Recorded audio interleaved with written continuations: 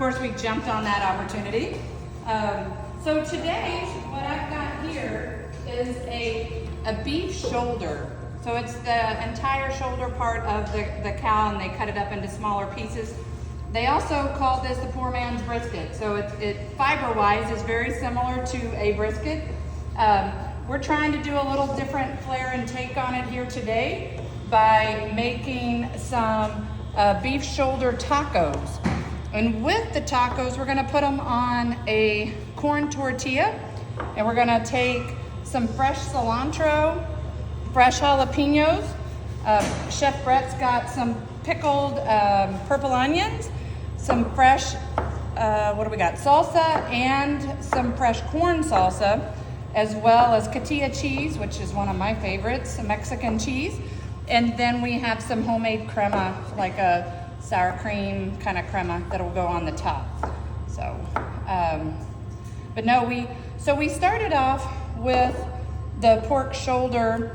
I trimmed it up, kind of took off all that excess fat this morning, and then we put some rubs on it. So the rubs, we like to layer the rubs because it layers the flavor. So your base rub is usually something like a salt, pepper, garlic basic rub. And then you start adding extra flavors on top of that.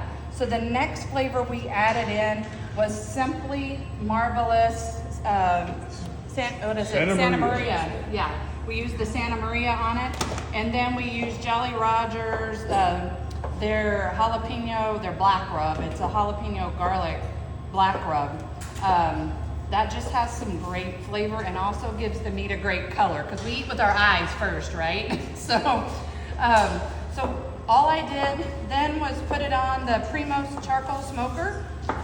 We fired it up with some Kingsford charcoal, about 300 degrees, and we cooked it, let's see, it was on there a little over an hour and a half, almost 2 hours.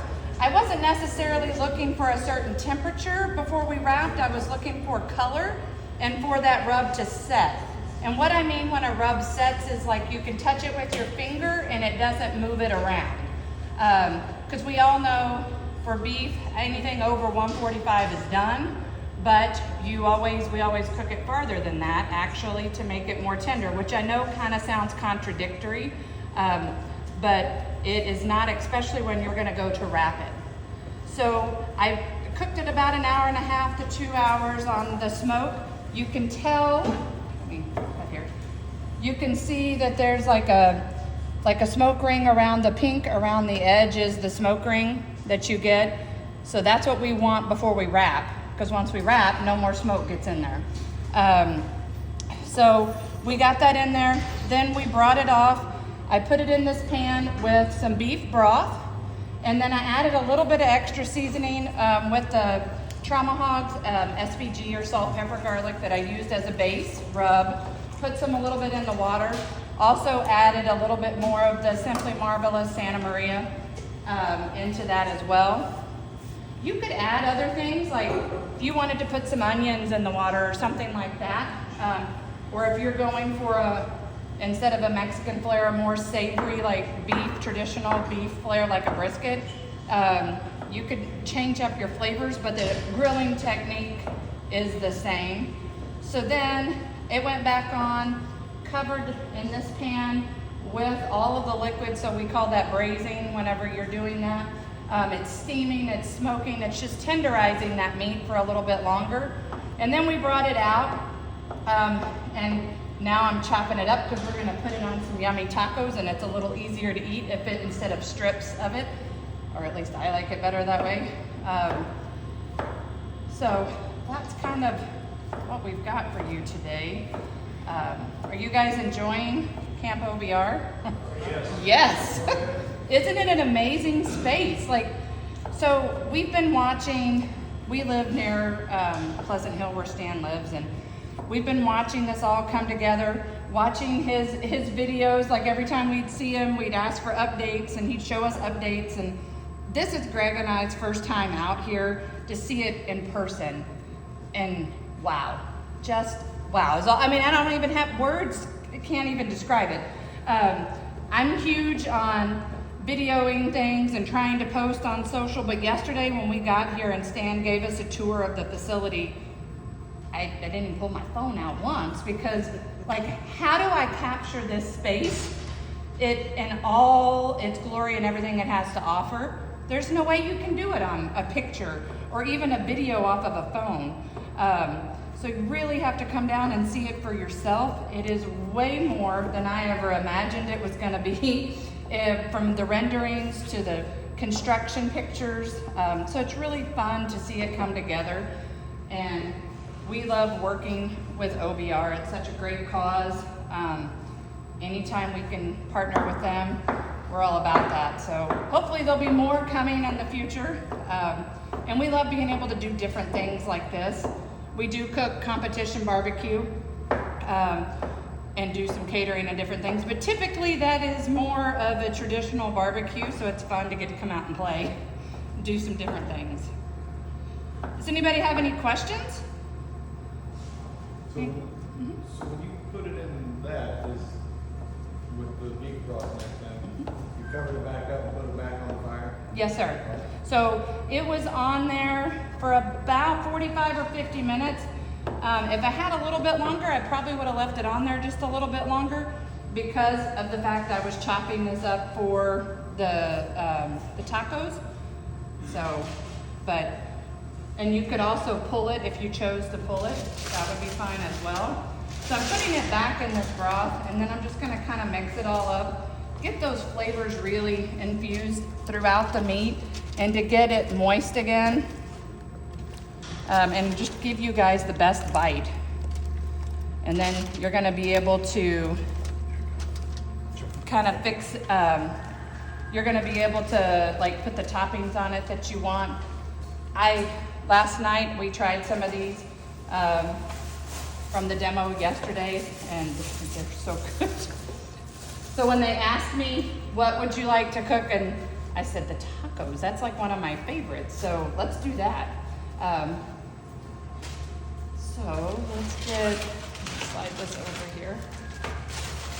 And then I just don't want to get all grummy. Let's do tongs. Let me grab another pair of tongs here.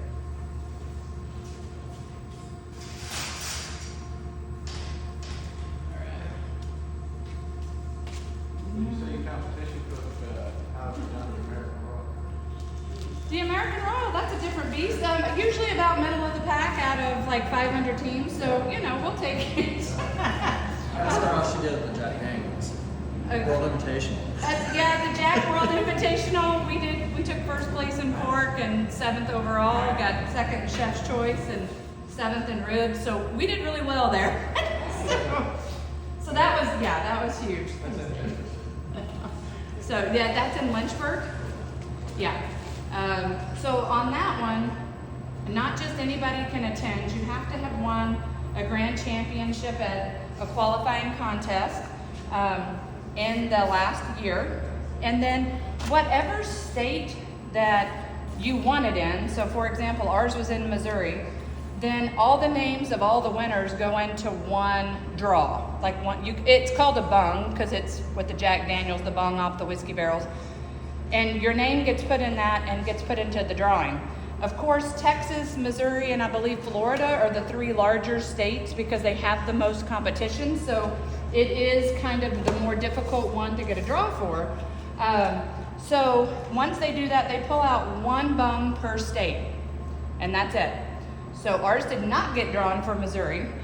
Our good friends, was it Rushmore or Dan Fine? One of them. Or the ones, yeah, I think it was Rushmore that got Missouri. Dan Fine Beef and Swine got Nebraska's, I think, when they were in Omaha. So I was like kind of bummed. But then what they do is they take every bung that was not drawn for the state, push them all into one big pot, and then they draw 1 wild card. So we won the wild card. So that was like, wow. Brad and I's dads have both passed away. Mine 8 years ago, Brad's dad 2 years ago. So we just like to say they had a little hand in that. I mean, come on. I mean, there had to be over 400 names in there we had one bone. So every time you win a grand champion, your name goes in. So we only had one, and for that to be drawn, like very, very fortunate. Had an amazing time down there in Lynchburg. They from start to finish, when you pull in to sign in, they top-notch treatment the whole way. They're amazing. Everybody treats you like family, even though they've never met you. I've got new friends that I've met that run the Jack Daniels that are stationed out of Houston. So they're amazing. They're like, come down and cook with us for the Houston Livestock Show and Rodeo, and come down and visit, and you got to, just great, great people. And the whole town supports it. I mean, all like 700 of them that actually live there. It's a really, really small town. But it's just an amazing experience. And you have to treat it like you're never going to go back, because it's not just how good of a cook are you. It's a little bit of luck too to be drawn. So we were very, very fortunate to go down, and then we got to go down with a big group of our close barbecue family that all got drawn. So Dan Fine Beef and Swine lived 20 minutes from us. Meat Rushmore lives 20 minutes from us. We took Greg and his wife Beck from American Fire that are here today. We took them. We took another team all forked up.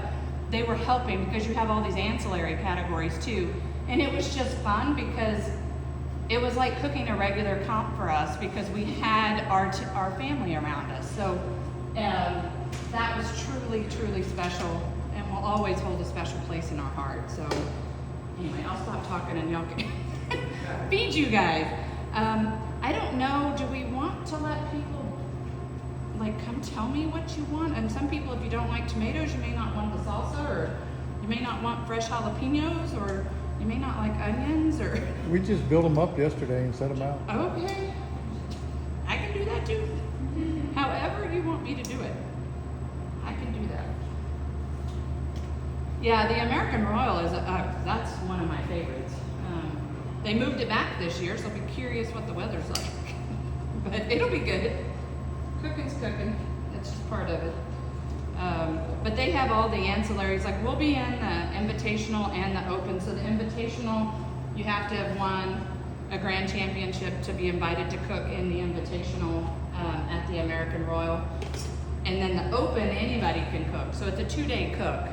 So it's truly, anybody can enter it. So what you putting on there, Bree? So we've got a little bit of our pickled red onions. I'm gonna put a little bit of the fresh salsa. None of this is super spicy, I promise. I've tried it all to make sure. We've got a little bit of the corn salsa that we're gonna put on there as well. And then these aren't super spicy. These are jalapeños, but I'm not gonna put much. They're not super spicy. I tried them. I'm gonna put a little bit of fresh cilantro here.